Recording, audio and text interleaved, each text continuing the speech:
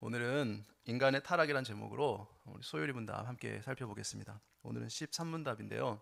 제가 질문을 할 테니까 여러분들이 답변을 한번 읽어보세요. 인류의 첫 부모는 창조된 상태를 계속 유지했습니까?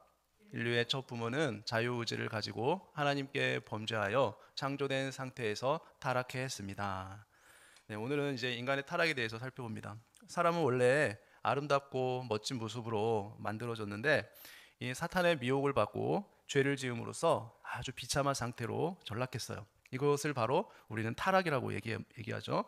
오늘은 인류를 타락시킨 그 죄의 기원에 대해서 한번 생각해 보려고 합니다. 인간의 타락으로 인해서 이 죄악으로 물든 이 세상에 대해서 사람들이 이런 두 가지 견해를 취하기도 해요. 어떤 사람은 선과 악은 아무 이유 없이 영원 전부터 계속 있었다라고 말하는 사람들이 있어요. 그러므로 앞으로도 영원히 선악은 존재할 것이다 라고 말하는 사람이 있어요.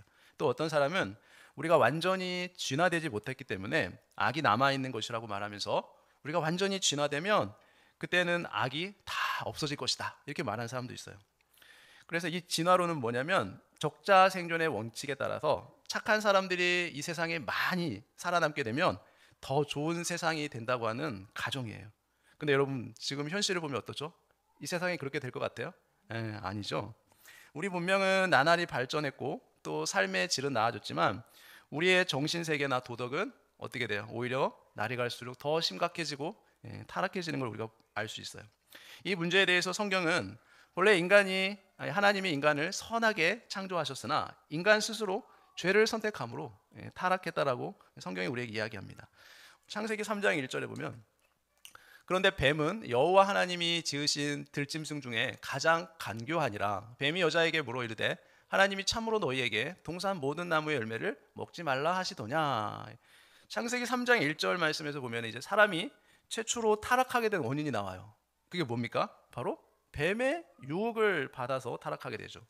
성경의 이 뱀은 우리가 그 하나님이 이 세상을 창조할 때 6일 동안 창조할 때 뱀도 같이 창조했죠. 그 창조한 뱀의 하나예요. 그냥 우리가 이 자연 세계에서 볼 수 있는 그 뱀이죠. 그런데 그 뱀 배후에 누가 있는 거예요? 사탄이 있었던 거죠. 그래서 사탄이 그 뱀 속에 들어갔거나 아니면 사탄이 그 뱀으로 하여금 말할 수 있는 능력을 주었던 것이에요. 그래서 인간을 타락시키는 도구로 그 뱀이 이용된 것이죠. 본문에 등장하는 이 뱀은 하나님에 대한 지식이 많이 있었어요. 또한 아담과 하와가 선악을 알게 하는 나무를 따먹도록 하려고 어떻게 합니까? 아주 간교한 일을 꾸미죠. 그래서 뱀은 먼저 누구한테 접근해요? 아담한테 접근하지 않고, 맞아요. 하와에게 먼저 접근해서 유혹을 합니다. 그래서 아담까지 파멸시키려고 하는 그 치밀한 계획과 전략을 세운 것이에요. 일부러 하와한테 접근한 거예요.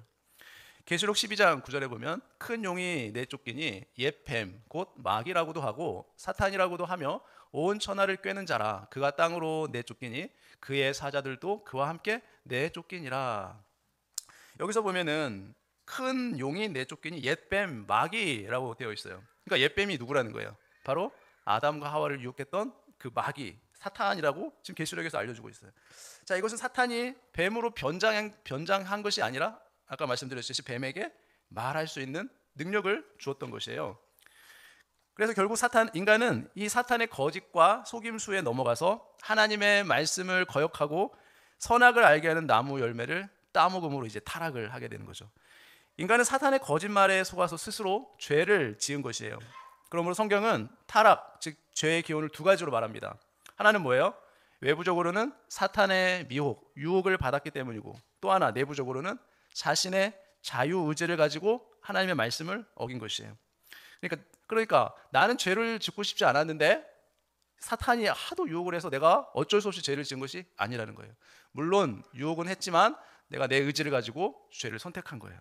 하나님의 말씀을 어긴 거죠. 그래서 책임이 있는 거죠. 또한 뱀이 아담과 하와를 유혹하는 방법을 잘 살펴보면 오늘 우리가 죄를 지을 때 어떻게 사탄의 유혹을 받는지 우리가 알 수 있어요.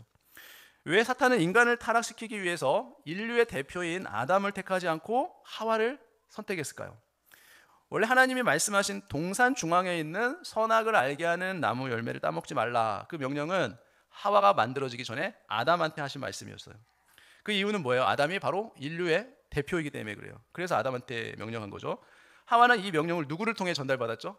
아담을 통해 전달받았어요. 그래서 그는 하나님의 말씀에 대한 확실성 면에서는 어떻게 돼요? 하와가 아담보다는 좀 약했던 거죠. 전달받았기 때문에 그래요. 직접 들은 게 아니기 때문에. 이것이 곧 이제 뱀이 강교하다는 그 증거예요. 아담을 무너뜨리기 위해 하나님의 말씀에 대한 경각심과 확실성이 떨어지는 더 연약한 상대인 하와를 선택해서 죄를 짓게 만든 것이에요. 만일 마귀가 직접 아담에게 다가가서 선악과를 따먹으라고 유혹했으면 어떻게 됐을까요? 아담이 따먹었을까요?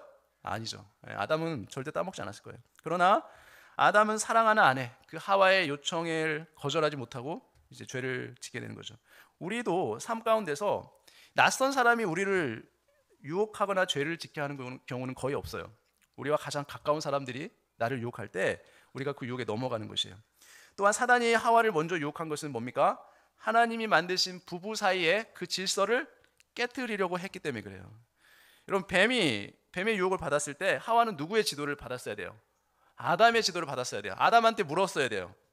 그러나 하와가 아담의 머리됨을 인정하지 않았어요. 먼저 행동을 옮김으로써 그 질서를 깨트려 버린 것이에요. 이제 사탄이 인간을 유혹하는 방법을 좀 살펴보겠습니다. 뱀은 하와에게 선악과를 따먹으라고 강요하거나 협박하지 않았어요.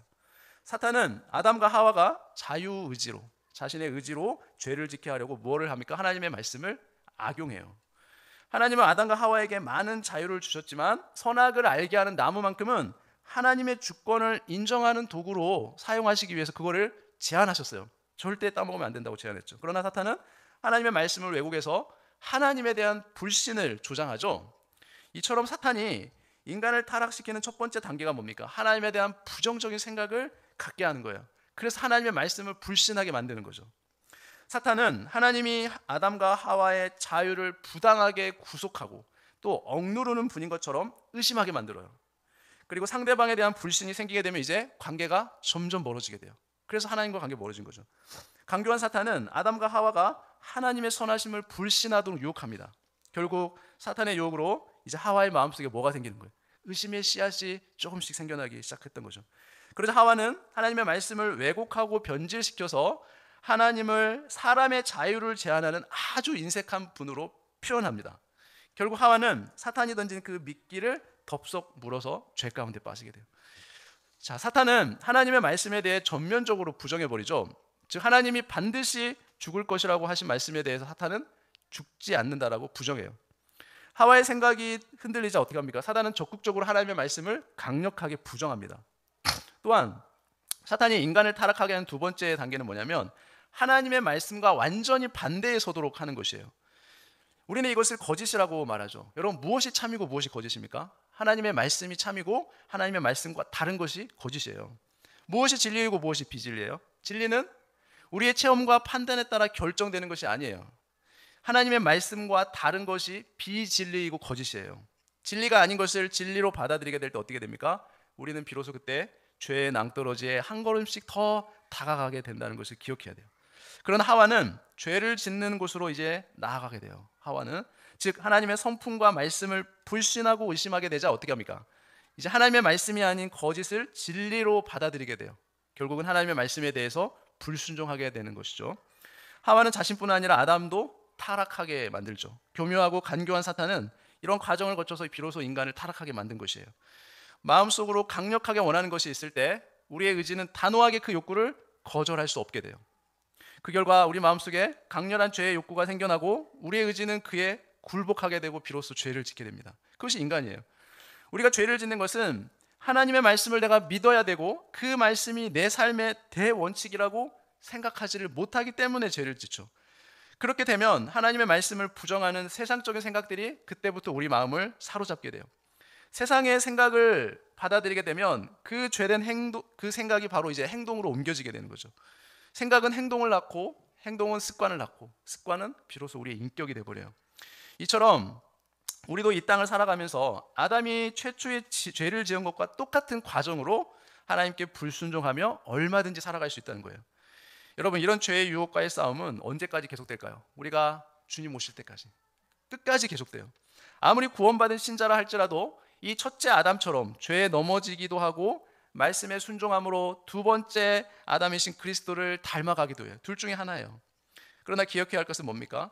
사탄의 유혹에 이기고 지는 가장 중요한 기준이 뭐예요? 하나님의 말씀에 대한 우리의 태도예요. 그게 가장 중요해요. 우리 인간이 선악과를 따먹었다는 것은 뭐를 뜻하냐면 자신이 존재하게 되었다는 것에 대한 감사, 즉 하나님이 나를 만드셨다는 그 감사를 다 잊어버리고 피조물을 다스리고 관리할 책임을 주셨다는 그 사실도 다 잊어버리고 그 높으시고 거룩하신 분이 나에게 말을 걸어주시고 나에게 순종하라, 나와 사랑하는 사이가 되자고 초대하시는 그 영광의 말씀을 하셨다는 것을 다 잊어버리고, 그리고 궁극적으로 나에게 주시겠다고 하신 그 놀라운 영원한 생명, 그것이 얼마나 귀한지도 다 까먹어 버렸다는 거예요. 그게 죄인 거예요. 그런데 문제는 이러한 심각한 타락이 도대체 어떻게 생겨날 수 있었냐는 거예요. 그게 문제예요. 우리가 계속 소유의 문답을 배우고 있지만 완벽하신 하나님의 작정, 그러니까 하나님의 계획 가운데서 모든 일이 일어나죠. 우리도 그 안에 다 속해 있어요. 우리가 하는 모든 일도. 그런데 대체 어떻게 타락이라는 이렇게 치명적 실수처럼 보이는 일이 벌어질 수 있냐는 거예요. 그러니까 쉽게 얘기하면 하나님은 아담이 타락할 것을 미처 모르고 아담이 타락했을 때 머리를 극적이시면서 내가 아담이 타락할 줄은 몰랐네? 이러실 분이 아니라는 거예요. 하나님은 모든 것을 다 아시는 분이에요. 모든 하나님 영원전부터 계획하셨던, 목적하셨던 것을 반드시 이루시는 분이죠. 우리는 자연스럽게 이런 질문을 하게 될 거예요. 사탄은 왜 만드셨지? 왜 하나님은 악을 허용하시는 걸까? 선악과를 따먹도록 왜 하나님은 내버려 두셨을까? 또 하나님은 아담이 타락할 때 뭘 하고 계셨을까? 모르셨나? 이런 생각들. 여러분 이런 질문들 하시지 않았습니까? 대체 어떻게 인간의 타락이 하나님께 영광이 될까? 그렇죠? 하나님의 작정 안에 속한 일이니까 그것도 하나님께 영광이 되어야 할 텐데 이 타락과 하나님의 영광은 우리가 도무지 쉽게 연결하기가 어렵다는 거죠. 기왕이면 아담과 하와가 행복하게 그냥 에덴 동산에서 잘 살 수 있도록 내버려 두시면 되는데 뭐하러 선악과를 만드셔가지고 아담과 하와로 하여금 타락하게 하시는지. 정 만들고 싶으셨다면 어떻게 해요? 아예 따먹을 수 없도록 울타리를 쳐서 들어가지 못하게 하면 되거나, 아니면 인간을 유혹에 넘어지지 않는 존재로 처음부터 그렇게 만드셨으면 타락하게 될 일은 없으셨을 것 같은데 왜 하나님은 그렇게 하지 않으셨을까? 그런 생각들을 하게 되는 거죠. 자, 이러한 질문들에 대한 대답이 뭘까요? 하나님은 우리를 어떤 꼭두각시나 로봇으로 만드시지 않았다는 거예요. 이게 중요해요. 남녀간에 우리가 사랑을 떠올려 보면 이해하기가 좀 쉽습니다. 드라마나 영화를 보면 잘못된 사랑의 대표적인 예로 등장하는 게 뭡니까? 너무 사랑한다는 것이 그만 집착에 대해서 어떻게 돼요? 상대방의 자유를 빼앗는 경우가 많죠. 네, 스토커 많죠. 나를 무조건 사랑하도록 자유를 억압하고 또 다른 모든 가능성을 차단하는 것. 여러분 그것은 사랑일까요? 사랑이 아닐까요? 사랑이 아니에요. 하나님께서는 우리를 그런 방식으로 사랑하신 것이 아니라는 거예요. 그렇게 만드셨다면 우리를 그냥 로봇에 불과한 존재로 만드신 거죠. 그냥 하나님을 무조건 사랑할 수밖에 없는 그런 존재로 만드셨다면 우리는 로봇에 불과한 거예요. 그렇죠? 자, 로봇은 어떤 존재예요? 무조건 그냥 순종하게끔 프로그램된 존재예요. 그리고 철저하게 우리가 사용하기 위한 도구로 만들어진 것이 로봇이에요. 하나님께서는 그런 도구로 삼으시려고 우리를 창조하신 것이 아니라는 거죠. 하나님의 말씀이라면 무조건 듣는 존재는 하나님이 원하시는 피조물이 아니었어요. 그런 존재를 만들어서 세상을 통치하도록 만들지도 않으셨다는 거예요. 그랬다면 그런 피조물은 성경도 율법도 필요 없이 그냥 살면 돼요. 그렇지 않나요? 하나님께서는 우리를 어떤 수준으로 창조하셨냐면 자발적으로 그리고 인격적으로 하나님을 사랑할 수 있는 그런 존재로 만드셨다는 거예요. 그것이 바로 하나님께 놀라운 영광이 되는 거예요. 하나님의 창조가 위대한 이유는 뭡니까? 그가 만드신 피조물이 자신을 거역할 수도 있는 존재로 만드셨다는 거예요. 그게 하나님의 놀라운 영광이에요. 만약에 여러분에게 인공지능 로봇이 이제 요즘 AI가 많이 뜨고 있는데 그 로봇이 있다고 한번 상상을 해보세요. 여러분 로봇이 여러분에게 아무리 많이 주인님 사랑합니다, 주인님 사랑합니다 이러한 고백을 수도 없이 한다고 한번 생각해 보세요. 여러분 그 고백에 여러분들이 감동하고 눈물 흘릴까요? 절대 아니에요. 그 아무리 사랑한다는 고백을 들으면 그냥 실증날 거예요. 아무런 감동이 없을 거예요. 왜 그렇죠? 그거는 인격적이고 자발적으로 하는 게 아니에요. 그냥 그렇게 프로그램 되어 있기 때문에 그렇게 말할 수밖에 없는 것이에요. 그러니까 아무런 감동이 되지 않는다는 거죠. 그러나 하나님은 어떻게 하셨습니까? 우리 스스로 순종할 수도 있고 불순종할 수도 있게 만드셨어요. 자유의지를 가지고 너가 하나님을 자발적으로 순종해서 하나님께 영광 돌리는 존재로 만드셨어요. 그래서 그걸 볼 때 하나님께서 우리를 얼마나 귀하게 여기셨는지 우리가 그 하나님의 사랑을 생각해 볼 수 있는 것이죠. 하나님께서 영원전에 계획하실 때부터 우리에게 자유의지를 주셔서 우리가 타락할 것을 알고 계셨음에도 불구하고 그것을 허용하실 만큼 우리를 그만큼 귀하게 여겨주시고 사랑해 주신 것, 그것이 하나님의 놀라운 영광이에요. 그 사랑이에요. 우리를 진정으로 사랑하심으로 인격적으로 대해주시는 그 하나님의 놀라운 사랑을 우리가 생각할 때마다 그 하나님께 감사와 찬양으로 영광 돌릴 수 있는 저와 여러분 되시기를 예수님의 이름으로 축원합니다. 기도하겠습니다. 하나님 아버지, 주님의 은혜를 감사합니다. 하나님, 저희들을 그저 꼭두각시나 로봇으로 만드시지 않고 우리가 정말 자발적으로 하나님을 인격적으로 자원하는 마음으로 사랑하고 순종하는 그러한 존재로 만들어주신 이 놀라운 은혜, 우리가 날마다 감사하며 주의 사랑 앞에 감격함으로 기쁨으로 감사로 살아갈 수 있는 저희들 되게 주옵소서. 모든 거 예수님의 이름으로 기도합니다. 아멘.